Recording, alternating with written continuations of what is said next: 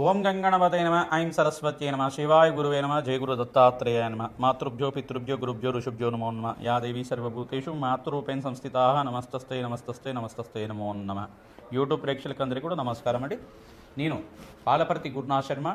ఈ రోజున మనమంతా కూడా అందరికీ వివాహాది శుభకార్యాలు కలవాలంటే ఎటువంటి పరిష్కారాలు చేసుకోవాలో ఈ యొక్క విషయం అంతా కూడా తెలుసుకోవడం జరుగుతుంది. ఈ రోజున ప్రధానంగా ఈ యొక్క శీఘ్రాతి శీఘ్రంగా కళ్యాణ యోగం కావాలంటే మేషాది ద్వాదశ రాశుల వాళ్ళకి జ్యేష్ఠమాస ఫలితాలతో భాగంగా విశేషంగా అందరికీ కూడా అఖండ రాజయోగంతో ధనప్రాప్తి కలగాలన్నా వివాహయోగం సిద్ధించాలన్నా వాళ్ళకి ప్రధానంగా అందరి జాతకులకు కూడా గురుబలం పెరిగి శుక్రబలం ప్రధానంగా ఏ గ్రహాలంతా కూడా కారణమవుతాయంటే వివాహానికి ప్రధానంగా లగ్న చక్రవశాత్తు సప్తమ స్థానాధిపతి సప్తమాధిపతి కానీ దశ అనేది పంచమాధిపతి దశలో కానీ మరియు లగ్నాధిపతి యొక్క దశలో అంతర్దశలో కానీ వివాహాది శుభకార్యాలు జరగడానికి అవకాశం ఉంటుంది. ప్రధానంగా ఈ యొక్క ప్రతి ఒక్క జాతకుడు గురుబలము శుక్రబలం అంతా కూడా శుక్రుడు అంతా కూడా కలత్ర కారకుడు అవుతాడు. ప్రధానంగా బృహస్పతి అంతా కూడా ఈ యొక్క వంశాభివృద్ధికి మరియు గురుబలం పెరుగుతుంది కనుక శీఘ్రాతి శీఘ్రంగా ఆ కళ్యాణ యోగం కావడానికి ఆస్కారం ఉంటుంది. అతి శీఘ్ర కళ్యాణ యోగం కావడానికి ఆస్కారం ఉంటుంది. మరియు ప్రధానంగా ప్రతి ఒక్క జాతకుడు అంతా కూడా జన్మజాతకాన్ని కుండలనంతా కూడా చూపించుకోవడం ప్రధానంగా లగ్న చక్రవశాత్తు కానీ నవాంశవశాత్తు కానీ దశ వింశోత్తర దశ విధానంగా కానీ సప్తమాంశ దశాంశ అనేది పంచమాంశ అనేది యొక్కరంగా చూసుకోవాల్సి ఉంటుంది. అంశచక్రంలో ప్రధానంగా చూసుకుంటే కనుక ఈ యొక్క దశలంతా కూడా చూసుకోవడం షష్టాంశ అనేది చూసుకోవడం కానీ వివాహాది శుభకార్యాలు జరగడానికి ప్రధానంగా గ్రహాల యొక్క స్థితిగతి మేరకి గోచారరీత్యా గ్రహాల యొక్క స్థితిగతి చూసుకోవాలి. జన్మజాతకమే ప్రధానమైన జాతకంగా ఉంటుంది. ప్రతి విషయంలో కూడా ప్రధానంగా మేషాది ద్వాదశ లగ్నాలు ప్రధానంగా మేషాది మీనం పర్యంతం అంతా కూడా మేషాది మీనం పర్యంతం అంతా కూడా ప్రతి ద్వాదశ లగ్నాల జాతకులంతా కూడా ఎటువంటి లగ్నాల వాళ్ళకి శీఘ్రంగా కళ్యాణ యోగం అవ్వడానికి పరిష్కారం చెప్పుకోవడం ఉంటుంది. మరియు రాశుల వాళ్ళకు కూడా అదే అన్వయం చేయడం జరుగుతుంది. ప్రతినిత్యం కూడా ప్రతి విషయంలో కూడా గణపతి ఆరాధన చేసుకోవడం వల్ల విఘ్నాలు తొలగిపోతాయి. ఆటంకాలు వివాహాది శుభకార్యాలు జరిగేటప్పుడు కానీ ఆటంకాలంతా కూడా తొలగిపోయి శీఘ్రాతి శీఘ్రంగా వివాహయోగం కలగడానికి గురుబలం పెరగడానికి పరిష్కారం చెప్పడం జరుగుతుంది. శుక్రబలము అంగారక బలము చంద్రబలము ఈ యొక్క సప్తమాధిపతి యొక్క దశ ఏ యొక్క స్థానాల్లో ఉంది, గోచారరీత్యా ఏ రకంగా ఉంది, మరియు పంచమాధిపతి యొక్క రంగా ఉన్నారు లేదా సంతాన కారకుడు మరియు ఉద్యోగ కారకుడైన గ్రహం అంతా యొక్కరంగా ఉందా లేదా, పంచమంలో ఏ గ్రహాలు ఉన్నాయి, పాపగ్రహంతో కలిసి ఉన్నాయా లేదా, ఈ యొక్క శనీశ్వరుడు వీక్ష అంతా కూడా సప్తమ స్థానంలో ఉందా, ప్రధానంగా శనీశ్వరుడు అంతా కూడా శని లగ్నవశాత్తు అంతా కూడా చూసుకోవడం జరుగుతుంది. ప్రతినిత్యం కూడా ఒక జాతకాన్ని చూసుకున్నప్పుడు విశ్లేషణ చేసుకున్నప్పుడు కూడా ప్రతినిత్యం కూడా లగ్న చక్రాన్ని ప్రధానంగా లగ్న కుండలిని మరియు గోచార చక్రాన్ని రెండు కూడా అన్వయం చేసుకోవాలి, కంపేర్ చేసుకొని చూసుకుంటూ ఉండాలి ప్రతినిత్యం కూడా. మరియు ప్రధానంగా చూసుకుంటే కనుక వివాహాది శుభకార్యాలు జరగాలంటే ప్రధానమైన కారణం ఏంటిదంటే యోగం అనేది ఉందా లేదా. జన్మజాతకంలో వివాహ యోగం అందుకు ఆలస్యం అవుతుంది. ప్రధానమైన కారణాలు ఏంటిదంటే అంగారక దోషం కానీ పితృదోషం పితృశాపం కానీ ప్రధానంగా చూసుకుంటే కనుక కాలసర్ప దోషం ఉంటే కూడా ఈ యొక్క వివాహం ఆలస్యం అవడం కానీ లేదంటే సంతానం ఆలస్యం అవడం కానీ ఈ యొక్క కారణాలని చెప్పడం జరుగుతుంది. ఇదొకటి కారణం కాకుండా స్త్రీ శాపం అనేది ఉంటుందన్నమాట. స్త్రీ శాపం అనేది ఉంటుంది, స్త్రీ దోషం కానీ స్త్రీ శాపం అనేది ఉంటుంది. ఈ యొక్క చతుర్థ స్థానం శాతం అని చెప్పేసి అంటారు. లేదు సప్తమ స్థానంలో కొన్ని గ్రహాల యొక్క కలిగ బట్టి దాని యొక్క స్థానాన్ని అష్టమ స్థానంలో కూడా చూసుకుంటూ ఉంటారు. కొన్ని స్థానాలు బట్టి గ్రహాల యొక్క స్థితిగతి మేరకు అంతా కూడా ఈ దోషం అనేది ప్రామాణికంగా చెప్పడం జరుగుతుంది.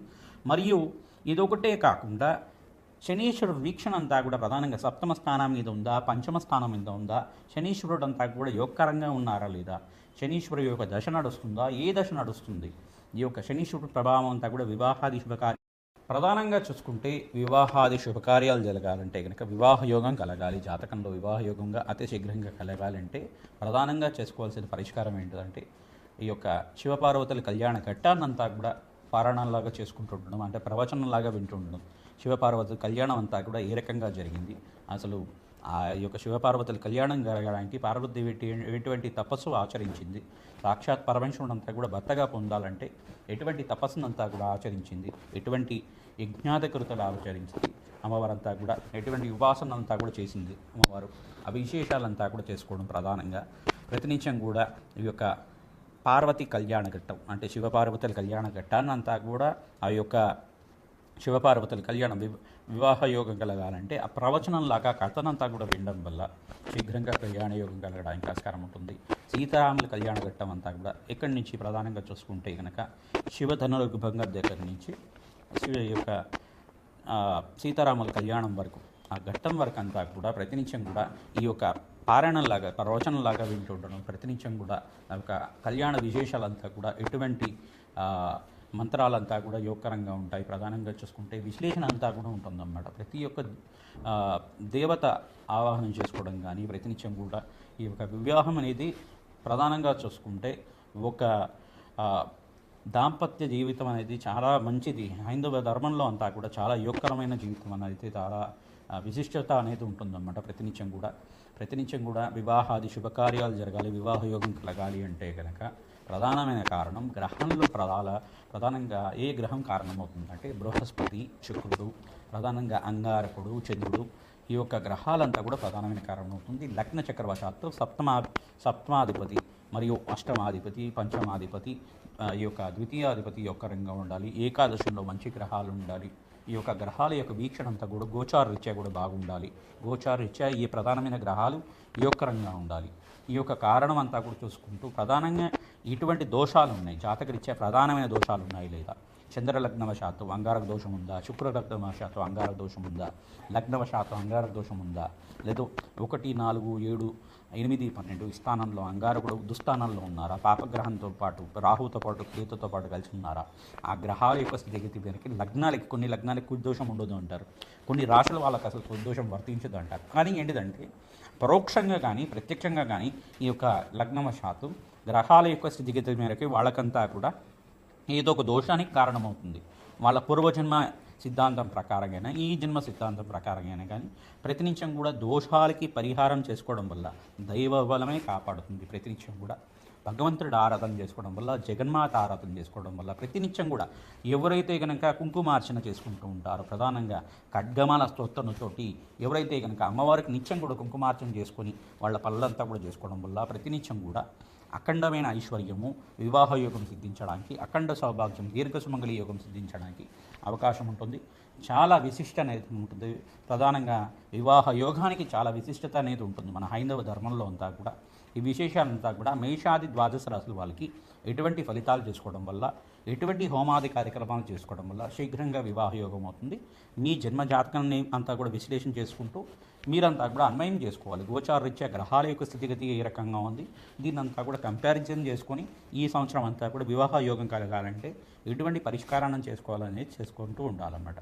తద్వారా అతిశీఘ్రంగా కళ్యాణ యోగం కలగడానికి ఆస్కారం ఉంటుంది. ప్రధానంగా వరపాశుపత హోమం కానీ, కన్యాపాశుపత హోమం కానీ, ఈ యొక్క సంపుటిత విధంగా అభిషేకమైనా కానీ, ప్రధానంగా చెరుగ్రహంతో పరమేశ్వరుడికి అభిషేకం చేయడం కానీ, చక్కెరతో అభిషేకం చేయడం కానీ, ద్రాక్షపరల రసంతో అభిషేకం చేయడం కానీ, సుగంధ ద్రవ్యాలు గంధోదకంతో పసుపుతో అభిషేకం చేసినా కానీ, అమ్మవారికైనా ప్రధానంగా పరమేశ్వరుడికైనా కానీ, శివలింగానికైనా కానీ అభిషేకం చేయడం వల్ల, విశేషంగా ఆడిచ్చిన పసుపుతో అభిషేకం చేయడం వల్ల శీఘ్రంగా కళ్యాణ యోగం కలగడానికి ఆస్కారం ఉంటుంది.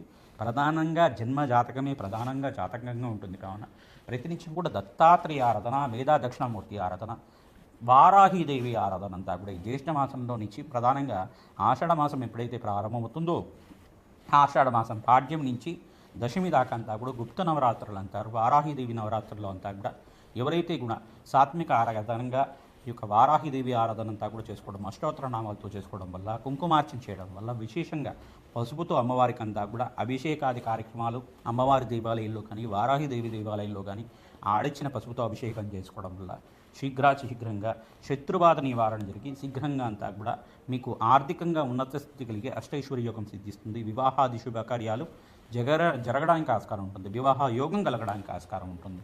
అఖండ పుణ్య ఫలితంగా మీకు అంతా కూడా వంశాభివృద్ధికి కారణమవుతుంది. ప్రధానంగా ఈ యొక్క జాతకం అనేది ప్రధానంగా చూసుకుంటే లగ్న చక్రవశాత్తు సప్తమ స్థానము, పంచమ స్థానము, నవమ స్థానము, అష్టమ స్థానము, ద్వితీయ స్థానం ఇవంతా కూడా కారణమవుతాయి. ఈ యొక్క స్థానాల్లో ఉండే గ్రహాలు ఏ రకంగా యోగిస్తున్నాయి లగ్నానికి అంతా కూడా, ఆ యొక్క గ్రహస్థితి అంతా కూడా ఏ రకంగా ఉంది, వింశోత్తర దశ విధానంలో దశలో ఏ దశలో అంతా కూడా గ్రహం మనకు యోగకరంగా ఉన్నాయో లేదో విశ్లేషణ చూసుకుంటూ ఉండాలి. తద్వారా దోషాలకి పరిహారం చేసుకోవడం వల్ల దత్తాత్రేయ హోమం, విశేషమైన హోమాలంతా కూడా చండీ హోమాది కార్యక్రమాలు చేసుకోవడం వల్ల శీఘ్రంగా పరిష్కారం జరిగి అష్టైశ్వర్య యోగంతో శీఘ్రంగా కళ్యాణ యోగం కలగడానికి ఆస్కారం ఉంటుంది. ప్రతినిత్యం కూడా రావి చెట్టుకి ప్రదక్షిణాలు చేసుకోవడం వల్ల, గోమాత పూజ చేసుకోవడం వల్ల కళ్యాణ యోగం అంతా కూడా సిద్ధించడానికి ఆస్కారం ఉంటుంది.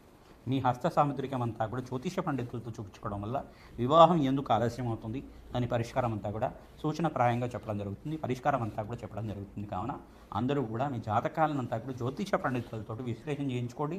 తత్పరిహారార్థం అంతా కూడా చేసుకోవడం వల్ల శీఘ్రంగా కళ్యాణ యోగం అవుతుంది, అష్టైశ్వర్య యోగం సిద్ధిస్తుంది, వ్యాపారం అభివృద్ధి కలుగుతుంది, ఆనందమైన జీవితం జీవించడానికి అమ్మవారి అనుగ్రహంతో అందరికీ కూడా ఎవరైతే వివాహ యోగం కోసం ప్రయత్నం చేసుకుంటున్నారో వాళ్ళకంతా కూడా అతి శీఘ్రంగా వివాహ యోగం కలగాలని చెప్పి ఆశీర్వాదం చేస్తున్నాం. వృశ్చిక రాశి వృశ్చిక లగ్న జాతకులకి వివాహ యోగం సిద్ధించాలి అంటే కనుక విశేషంగా కళ్యాణ యోగం కలగాలి, అతి శీఘ్రం కళ్యాణ యోగం కలగాలి అంటే జన్మజాతకం ప్రధానంగా ఉంటుంది. జన్మజాతకంలో అంగారక దోషం ఉందా, కాలసర్ప దోషం ఉందా, ప్రధానంగా ఈ యొక్క పితృదోషం పితృశాపం లాంటిది ఏమైనా ఉన్నాయా ప్రధానంగా చూసుకుని విశ్లేషణ చేసుకుని పరిహారం చేసుకోవడం వల్ల కళ్యాణ యోగం సిద్ధిస్తుంది. ప్రధానంగా చూసుకుంటే పూర్వీకుల ఆశీర్వాదం ఉండాలి. ప్రధానంగా పితృదేవతల ఆశీర్వాదం వల్ల కళ్యాణ యుగం సిద్ధిస్తుంది, వంశాభివృద్ధి కలుగుతుంది. తద్వారా ఎవరైతే కనుక ఈ యొక్క మోక్షనారాయణ బలి విధానం కానీ ఆచరించడం వల్ల వివాహ యోగం కలగడానికి ఆస్కారం ఉంటుంది. ఎవరి జాతకంలో అయితే కనుక పితృదోషం పితృశాపం ఉంటే కనుక ఈ యొక్క పరిహారం చేస్తూ ఉండాలి. ప్రతినిత్యం కూడా అమ్మవారి ఆలయంలో పసుపు కొమ్మలు మాల గురువారం రోజున, శుక్రవారం రోజున, ఈ యొక్క మంగళవారం రోజునైనా కానీ పసుపు కొమ్మ మాలనంతా కూడా అమ్మవారికి అలంకరించడం వల్ల, ఆడిచ్చిన పసుపుతో అభిషేకం చేయడం వల్ల శీఘ్రంగా వివాహ యోగం కలగడానికి ఆస్కారం ఉంటుంది. ప్రతినిత్యం కూడా దత్తాత్రేయ స్వామివారి ఆరాధన చేసుకోవడం వల్ల స్మరణ మాత్రేన సంతుష్టాయ దత్తాత్రేయాయ నమో నమః నామంతో ప్రతినిత్యం కూడా నామ జపం చేయడం వల్ల జయ గురుదత్త జయ గురుదత్త అనే నామాన్ని ప్రతినిత్యం కూడా స్మరించుకుంటూ ఉండడం వల్ల జన్మజాతకంలో ఉండే సకల గ్రహదోష నివారణ జరగడానికి ఆస్కారం ఉంటుంది. అశ్వత్థనారాయణ కళ్యాణం కానీ, సుబ్రహ్మణ్య స్వామి కళ్యాణం కానీ ఆచరిస్తూ ఉంటారు. మీ దగ్గరలో ఉండే దేవాలయంలో సుబ్రహ్మణ్య స్వామి కళ్యాణం కానీ, సీతారాముల కళ్యాణం కానీ ప్రతినిత్యం కూడా ఆచరించడం వల్ల ఎవరి జాతకంలో అయితే కనుక వివాహం ఆలస్యం అవుతున్నాయో ఆ యొక్క పరిష్కారం చేసుకోవడం వల్ల వివాహ యోగం కలగడానికి ఆస్కారం ఉంటుంది. పసుపు తోటి విశ్లేషంగా మీకు అంతా కూడా పరిష్కారం చెప్తున్నాం. పసుపుతో అభిషేకం చేయించడం వల్ల శివాలయంలో కానీ, దత్తాత్రేయ స్వామి వారి దేవాలయంలో కానీ ఆచరించడం వల్ల వివాహ యోగం సిద్ధిస్తుంది. తద్వారా సర్వ గ్రహదోష నివారణ జరగడానికి ఆస్కారం ఉంటుంది. ప్రతినిత్యం కూడా శుక్రుడికి, బృహస్పతికి, శనీశ్వరుడికి, అంగారకుడికి ఇక్కడ మరియు బుధుడికి కూడా జప హోమ శాంతి కార్యక్రమాలు ఆచరించడం వల్ల సర్వ గ్రహదోష నివారణ జరుగుతుంది. వృశ్చిక రాశి జాతకులంతా కూడా అన్నాభిషేకాలు చేస్తూ ఉండాలి, అన్నదానం చేయాలి. ఎందుకంటే వృశ్చిక రాశి జాతకులకి విశేషంగా చంద్రుడు నీచ స్థానాల్లో ఉంటాడు కావున చంద్రగ్రహానికి ప్రీతికరంగా ఈ యొక్క బియ్యాన్ని దానం చేయడం కానీ, అన్నదానం చేయడం వల్ల చంద్రగ్రహానికి ప్రీతికరంగా జప హోమ శాంతి కార్యక్రమాలు కానీ ఆచరించడం వల్ల ప్రతినిత్యం కూడా శివాభిషేకం చేయడం వల్ల, పాలతో అభిషేకం చేస్తూ ఉండడం వల్ల గురుబలం పెరుగుతుంది, చంద్రబలం పెరుగుతుంది, అంగారక దోషం నుంచి బయటపడతారు, సకల గ్రహదోష నివారణ జరగడానికి ఆస్కారం ఉంటుంది. జయ గురు దత్తాత్రేయ.